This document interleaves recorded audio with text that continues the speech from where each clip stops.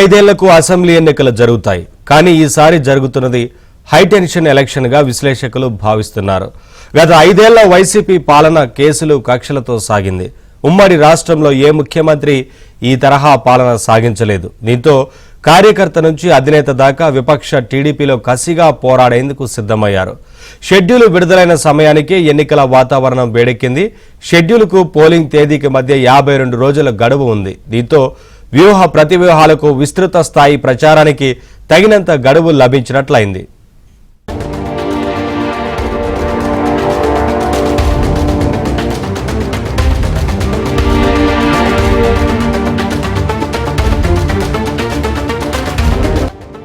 ఎన్నికల షెడ్యూల్ విడుదలయ్యే సమయానికి రాష్ట్రంలో ప్రధాన పార్టీల మధ్య పొత్తులు, సీట్ల సర్దుబాటు పూర్తయిపోయింది. టీడీపీ, జనసేన మధ్య అంతకుముందే పొత్తు కుదరగా తాజాగా బీజేపీ కూడా వారితో జతకట్టింది. ఈ పరిణామం రాష్ట్ర రాజకీయాల్లో సంచలనం కలిగించింది. కలిసి ప్రయాణం చేయాలనుకున్న వెంటనే ఆ పార్టీల మధ్య శరవేగంగా సీట్ల సర్దుబాటు కూడా పూర్తయింది. ఎవరెవరు ఎక్కడ పోటీ చేయాలనే అంశంపై అంగీకారం కూడా కుదిరింది. ఈ సర్దుబాటుకు అనుగుణంగా టీడీపీ ఇప్పటికే 128 అసెంబ్లీ సీట్లలో అభ్యర్థులను ప్రకటించింది. జనసేన 16 సీట్లకు అభ్యర్థులను ఖరారు చేసింది. బీజేపీ ఇంకా తమ అభ్యర్థులను ప్రకటించలేదు.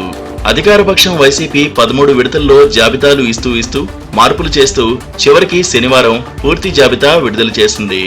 ఒక్క అనకాపల్లి ఎంపీ సీటు మాత్రం పెండింగ్ లో ఉంచింది.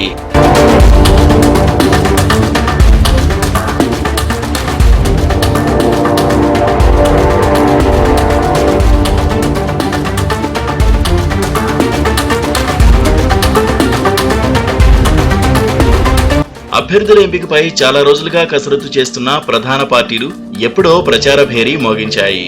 రా కదలిరా పేరుతో చంద్రబాబు రాష్ట్రంలోని 25 లోక్సభ స్థానాల పరిధిలో ఇప్పటికే బహిరంగ సభలు నిర్వహించారు. ఆయన కుమారుడు లోకేష్ శంఖారావం పేరుతో అసెంబ్లీ నియోజకవర్గాల్లో కార్యకర్తల సమావేశాలు నిర్వహించి వారిని ఉత్సాహపరుస్తున్నారు.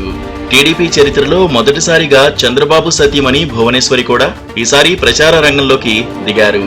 నిజం గెలవాలి పేరుతో ఆమె రాష్ట్ర వ్యాప్తంగా పర్యటిస్తూ చంద్రబాబు అరెస్టు సమయంలో చనిపోయిన వారి కుటుంబాలకు ఆర్థిక సాయం అందిస్తూ ప్రజలను, పార్టీ కార్యకర్తలను కలుస్తున్నారు. 3 పార్టీల పొత్తు తర్వాత ఇవాళ చిలకలూరిపేటలో భారీ బహిరంగ సభ నిర్వహిస్తున్నారు.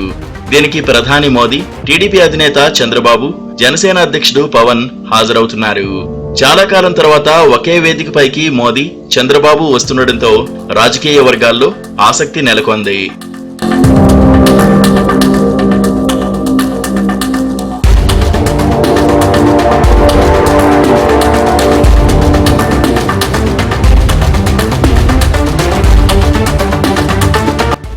మరోవైపు అధికారపక్షం వైసీపీ కూడా వేగంగా ప్రచారంలోకి దిగింది.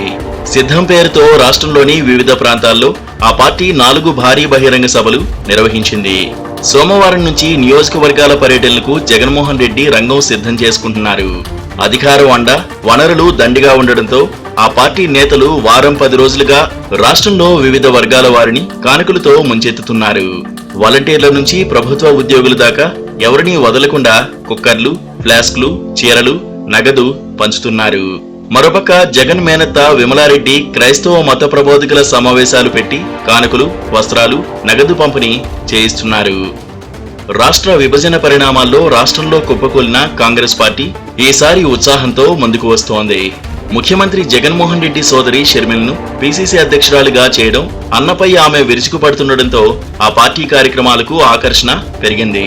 వామపక్షాలు కూడా కాంగ్రెస్ తో జట్టు కడుతున్నాయి.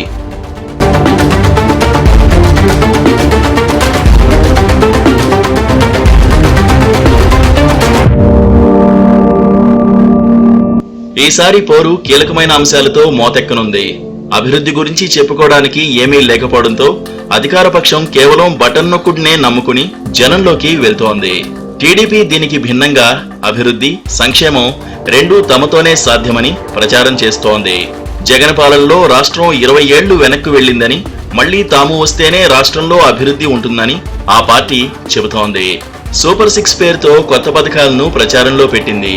బీజేపీని కలుపుకోవడం వల్ల రాష్ట్రానికి కేంద్రం నుంచి ఇతోధికంగా సాయం అందుతుందని కూడా ఆ పార్టీ నేతలు ప్రజల్లోకి తీసుకువెళ్తున్నారు.